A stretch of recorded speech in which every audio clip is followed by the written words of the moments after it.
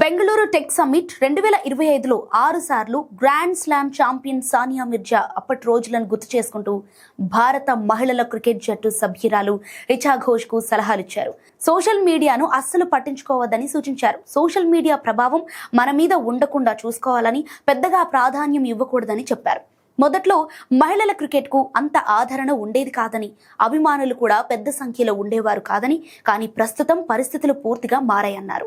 Tennis racket పట్టని వారు కూడా విమర్శలు చేసేవారని, ఒక్కోసారి జాలి కలిగేదని సానియా చెప్పుకొచ్చారు. రిచా ఘోష్ యువ క్రీడాకారిణి. ఈ తరంలో ఎలక్ట్రానిక్ మీడియా, సోషల్ మీడియాను ఆమె చూస్తోంది. మా రోజుల్లో వార్తాపత్రికలే ఉండేవి, వాటిపైనే మేము ఆధారపడేవాళ్ళం. ఎలక్ట్రానిక్ మీడియా అప్పటి నుంచి వ్యక్తిగత జీవితాల మీద ఫోకస్ ఎక్కువగా పెరిగింది. ముందు రోజు డిన్నర్ కు వెళ్లటం వల్లే మ్యాచ్ ఓడిపోయిందంటూ లేనిపోని కథనాలు అల్లేవారు. ఇలాంటి వాటిని నేను పెద్దగా పట్టించుకోను. నాకు ఇవన్నీ హాస్యాస్పదంగా అనిపించేవి.